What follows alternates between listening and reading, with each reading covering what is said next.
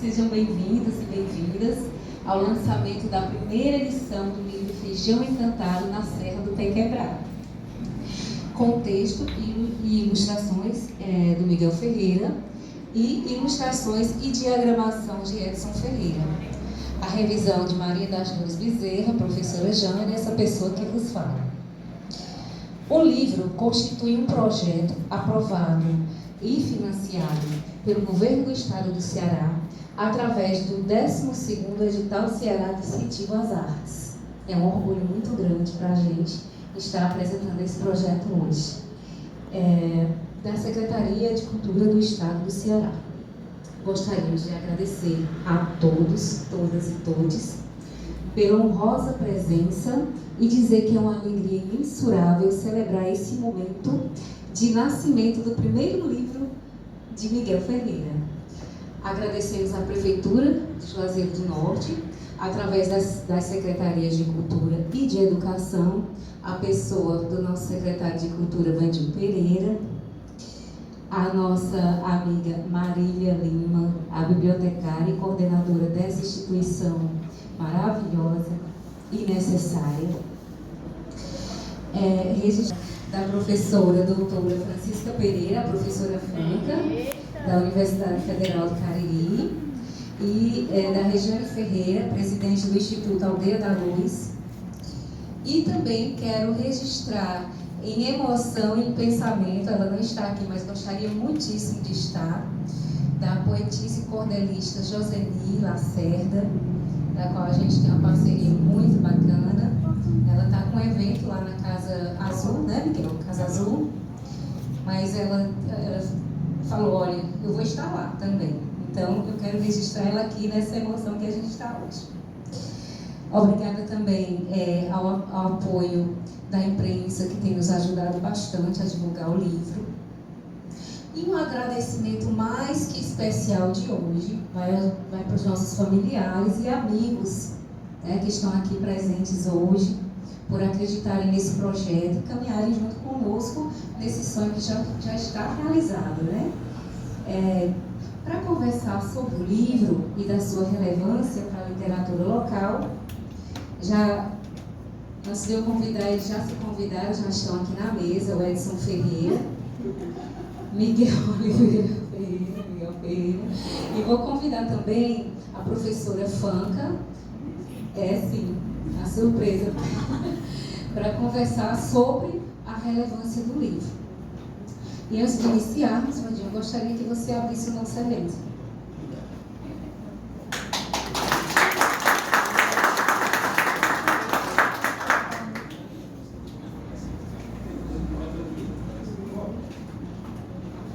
Obrigado.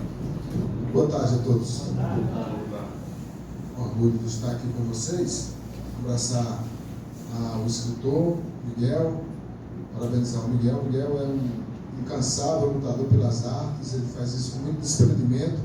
Eu fico muito feliz quando encontro alguém que é abnegado pelo que faz. Eu só acredito naquilo que você faz com desprendimento. As coisas não podem caminhar de forma forçada ou sem esse apreço devido. Então, o Miguel faz isso como eu percebo o apreço que ele tem, a busca pelo conhecimento, pela qualificação. Então, eu quero parabenizá-lo por isso. É um dos motivos que me faz estar aqui nesse instante, né?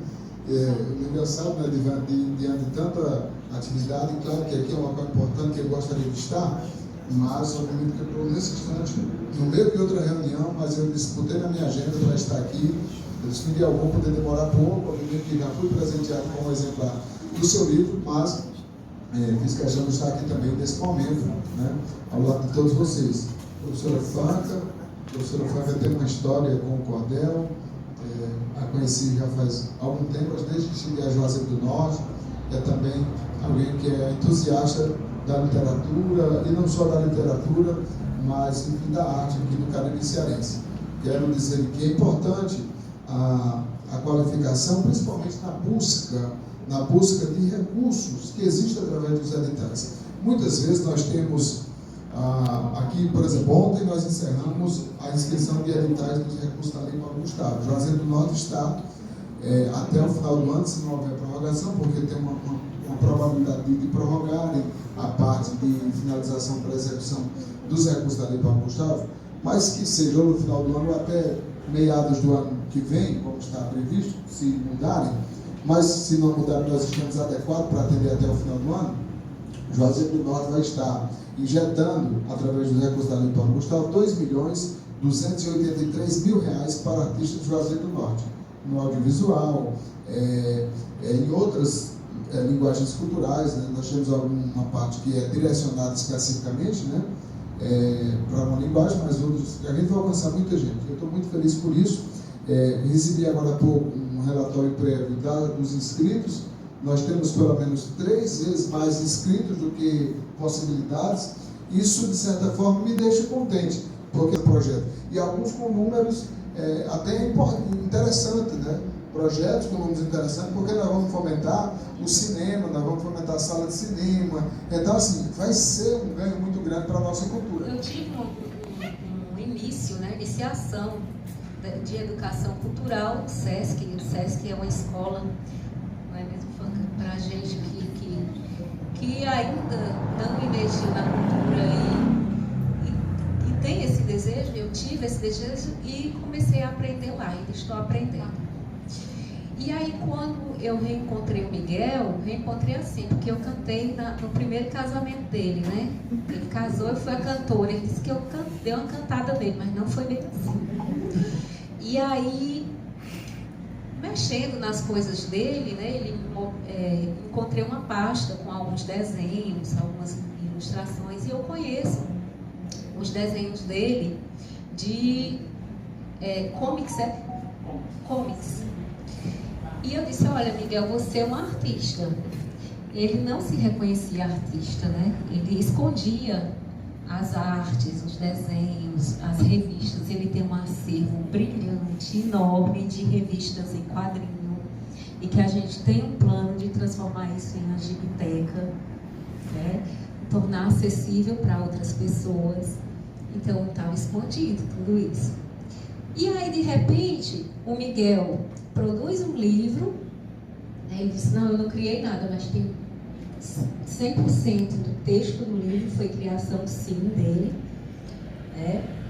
E aí ele também precisou reinventar uma arte, né? Uma arte diferenciada. Ele vai falar sobre isso. Miguel, esse processo criativo referente às ilustrações, né, do livro, foi mais fácil para você fazer esse tipo de desenho? E aí o Edson também pode contribuir, né? Vou começar com mais... quem já me conhece sabe que eu desenho a ilustração, né?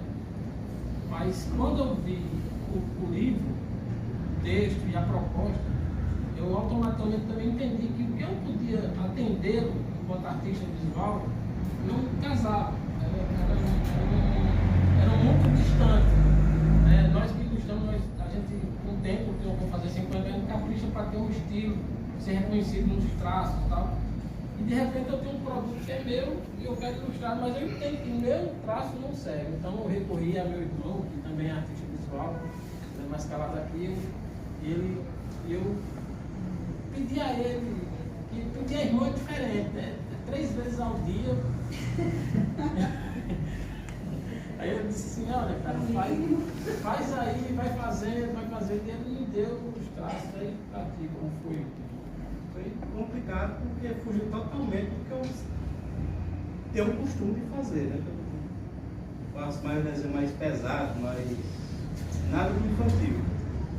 Ele me pediu para me desenvolver uma coisa que parecesse uma mistura de xilogravura com arte digital infantil, e isso aí, para quem não tem costume, é difícil você sair do seu quadrado e entrar em outro. Tentar se adequar. Eu acho que eu tentei assim umas 10 vezes cada um. Até que ele chegou aí, se agradou de alguns, né? Que até foi utilizado no livro.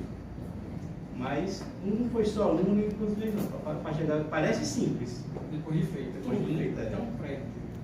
Muito simples depois de feito. Mas para você aprender a zerar o que você sabe e adquirir um conhecimento novo, é complicado, exposto, né? Uma complexidade. Porque o que eu, desde 90, eu desenho mais, a minha base mesmo é desenho oriental. Se fosse desenho praticamente de anime, mangá, Fácil, né? Rápido. É fácil. Então isso aí pra mim é Desafio. Que bom, né? Eu espero que esse traço que vocês conseguiram desenvolver, né? Que vocês também criem um projeto para repassar para quem tiver interesse em aprender, né? Em recriar, reinventar, é importante. E aí, Miguel, qual é o diferencial desse projeto? Aqui eu vou dar um pouco também a palavra para minha professora e amiga, porque ela tem uma estrada que eu quero dizer assim, conhecimento gabaritado, né? Conhecimento, está no diploma dela, está na parede. Sobre cordel, sobre rimas, eu fiz uma tentativa. Escrever a história é uma parte. Agora, como é que vai apresentar essa história? Eu optei por escrever em rimas, quadrilhas e cestilhas, né? E em si já é um desafio, né? Fazer a rima é uma coisa, contar a história rimada é outra, e se tudo ter qualidade é outra coisa também, né? E eu mando do cordel, que eu não conhecia muito a história do cordel que ela passou pra gente na graduação. E quando eu vi, eu não conhecia ainda o livro, mas assim, para nosso setor infantil, é como a nossa irmã falou, a gente pode fazer N projetos através desse livro, né? Quantas crianças e adolescentes nós vamos abraçar, como ele falou, o Miguel falou, para tirar as crianças, que a nossa cultura de dizer que as bibliotecas não existem mais, que as crianças só querem saber de dados, da rede social, mas não é bem assim. Eu acho que quando se tem uma biblioteca ativa, como a gente está agora, que a gente pega um livro desse, que tem uma riqueza cultural dessa, que o Miguel traz para a gente, como a Franca falou, né? Além do cordel, tem a ilustração. Então, para se trabalhar, vai ser muito importante para a biblioteca. A gente pretende também fazer, dar continuidade à parceria com ele, a gente já tem até os projetos, cineminha também, né? Porque a biblioteca é isso, não existe mais aquela biblioteca do tempo dos reis, que a gente tinha aquele espaço, que tinha um balcão. A nosso verdadeiro papel é ser isso, servir a comunidade e trazer a biblioteca bem dinâmica, com história, contação de história, como o Vani falou, com hip hop, que a gente já teve aqui até festival de hip hop, de violeiro, e fazer toda essa visualização, né? Então é um prazer ter vocês aqui, gostaria de parabenizar Miguel, acho que esse povo, e dizer que a casa está aberta, Miguel, viu? Quando você quiser nos procurar, e vamos receber a melhor Vou parte. fazer aqui a doação simbólica de...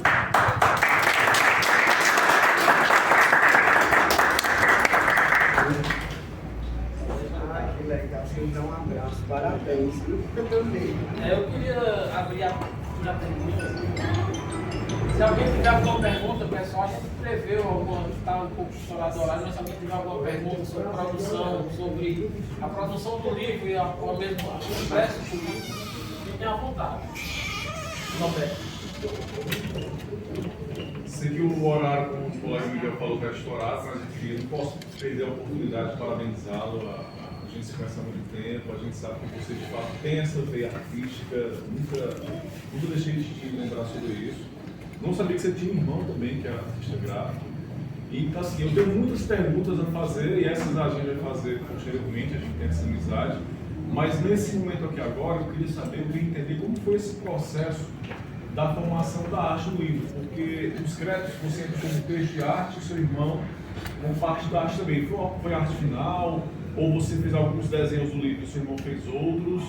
Porque a gente observando, a gente percebe vários estilos envolvidos. Ele é uma pessoa que tem uma parte de mangá, o Miguel gosta mais da parte de quadrinhos americanos, então assim, como é que foi? A gente, eu e o Wesley, que a gente aprecia quadrinhos também há muitos anos, desde criança, a gente aprendeu a ler para de quadrinhos, então a gente percebe, eu particularmente percebo diferenças na arte, como se você tivesse uma parte do desenho e o seu irmão outra, é mais ou menos isso. Como foi esse processo da arte? Como fã também, leitor de quadrinhos, né, a gente sabe que existe o capista e o artista da história, né? Então eu pensei nisso. E quando eu perturbei meu irmão, perturbei de verdade, né? Assim, pedindo mesmo. 2 hamburgão. Quem conhece, sabe? Agora saiu caro. Olha essa aí. Mas eu desde então eu pensei em fazer a capa, porque eu concebi essa capa, assim, eu até não sei, não vai dar tempo, mas eu fiz uns rascunhos em papel, depois montei, usando recursos tecnológicos, e a gente acaba batendo uma bola assim, né? Eu trabalho hoje com projeto cultural, mas a gente tem um pé muito bem assentado no campo da informática, né? Já tivemos atendimentos em informática e a gente mexe com artes visuais digitais também. Então esse bate-bola da gente, às vezes, e a gente desde criança conversa. Então quando eu perdi a ele no design, é porque eu entendi que eu não tinha, como eu falei anteriormente, a capacidade de fazer. Mas quando ele começou a me entregar alguns traços, para mim foi... Praticamente desenvolveu o design, quando ele precisava de alguma arte, que ele não queria me perturbar, geralmente, muitas vezes ele estava em Fortaleza, aí ele pegava aquela base e jogava por cima alguma coisa dele. Isso tem alguma disparidade no estilo de desenho. A arte da capa é toda minha, mas por que ele também está na arte da capa assim? Porque apesar de nós dois estarmos na informática, ele há mais tempo que eu tem mesa digitalizadora, é versado em Photoshop, né? A gente bate bola sobre CorelDRAW e assim, eu volta e meia ele vai lá e me dá uns toques de como manusear um programa em Photoshop que não é fácil. Não é fácil. Na primeira vez que ele pediu um teste do livro, veio todo bagunçado a tematização. Teve um desafio que quem é mais próximo sabe, né? Aí ele chegou revoltado, Fortaleza no primeiro exemplar, foi impresso lá. Aí ele perguntou se eu não poderia pegar o programa que eles usavam lá, aprender o InDesign, quando eles mandaram o protótipo, que eles chamam de protótipo, impressão base, né? Tava muito feio. Eu disse, cara, qual é o programa que vocês usam? Ele falou, InDesign. Cheguei em casa, aqui embaixo com InDesign, vamos aprender. Foi um mês. Quando terminou, aí eu perguntei o crédito do projeto gráfico. Aí o cara tá aqui o texto no meu celular, quem quiser, prova assim, nossas correções não são dignas desse crédito. Eu digo, pô, bota o nome do meu irmão. É por isso que no projeto gráfico está o nome dele, e foi a pessoa que pelo menos desenvolveu. O programa faz isso, porque gente, é muito difícil. Tem um filme Top Gun, né, o cara pilota e tal, mas ele não construiu o avião. Né? Ele só pilota mesmo. Eu posso ter feito alguma coisa, mas Edinho foi. Eu chamo Edinho, Edson, foi quem desvendou esse programa para mim. Então a gente sempre conversa sobre habilidades, capacidades informáticas. E o João da Capa é bem diferente, que é meu amigo José, que todo mundo diz que ele é a paz do meu João. O João da Capa, vocês podem ver que ele é um pouco diferente estruturalmente, né? E o João do livro ele tem outro conceito, apesar de ser o mesmo, camisa, tudo, né? Mas é o mesmo personagem com 2 artes diferentes. Né? Espero que seja isso, Roberto. Beleza. Mais alguém? Esse gigante também foi esse o que se né? Foi esse? E esse aqui foi o Miguel, né? Não, eu também. Foi você também? Foi ele também. Eu não recebi. Não, é porque a gente meio que não sabe, tem coisa que a gente faz, como é uma parceria bem intensa mesmo, né? Eu sei que da arte da capa eu fiz só, pois não é? Questão de desenvolvimento da história. Qual é a parte mais complicada? O início, o meio ou a conclusão? Lá entre o início e o fim, né? Quando a gente cria uma história, eu sempre conto essa história a partir de uma ponta, né? Como é que eu construí a história? Bom, toda história, para que nós criamos livros de história, tem um mote, tem aquele plot twist que faz a gente. Quem a gente assiste muito filme sabe exatamente o ponto, o que é desenvolvido a partir dele. Então, eu me fiz uma pergunta. Mesmo, eu vou te perguntar aqui. Você já conhece, você não conhece o meu texto, mas conhece a história, né?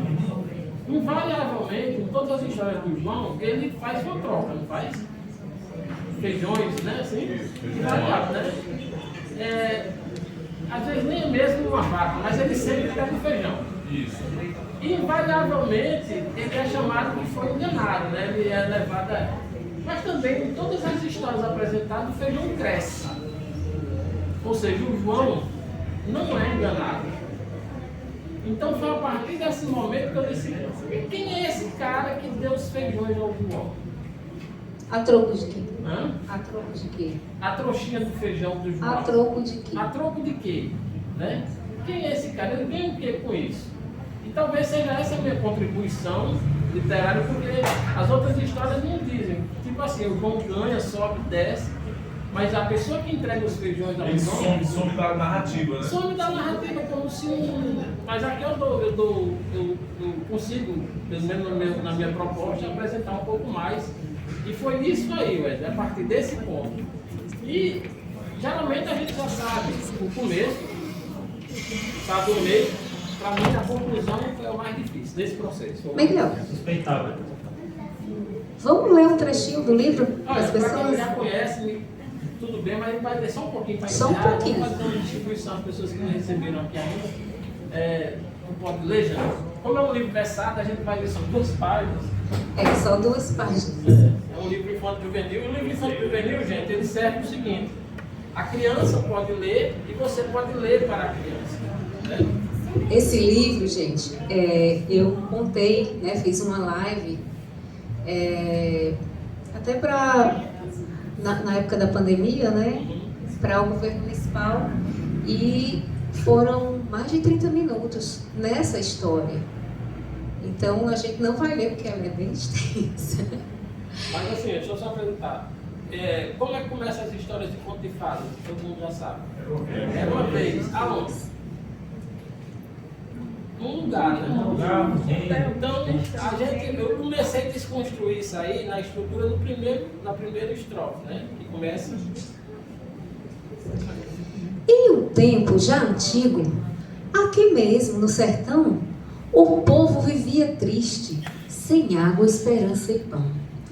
Pois passavam muitos anos um aperreio danado, todo dia era sol e um calor amuado. E nesses tempos difíceis, em um ranchinho afastado, vivia o menino João na Serra do Pé Quebrado.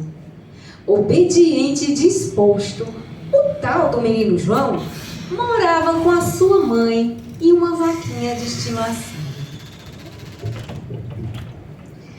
Antes daquele sufoco, tinham leite na vaquinha, plantavam de tudo um pouco e no rio água limpinha. Agora tudo mudou. Era triste a situação, não tinham ajuda em nada, era fome, seca e solidão.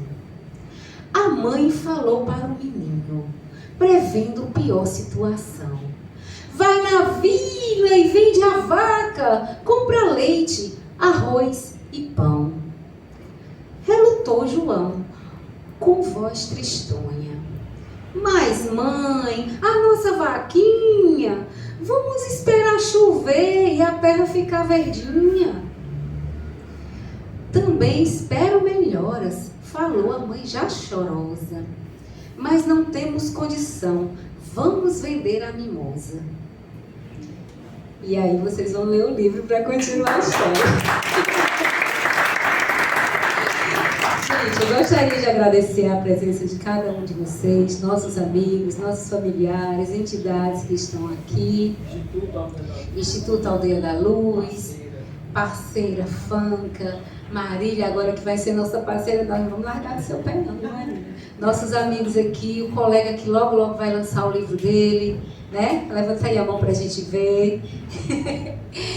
E, gente, eu gostaria de convidá-los a um lanchinho aqui fora e, Miguel, você vai fazer a doação dos livros? Eu vou doar os livros aos presentes que ainda não receberam. A gente, oportunidade única, autografados, a gente morreu, aumenta 20%. E divulguem, gente, o livro já está à venda na Amazon, tá bom? O link na Amazon vai estar disponível, então a gente vai distribuir para aqueles os presentes que ainda não receberam. Miguel vai ficar aqui, ele vai fazer a doação, enquanto isso a gente também vai servir o coffee break, tá bom? Obrigada a todos, tenham uma boa tarde, obrigada.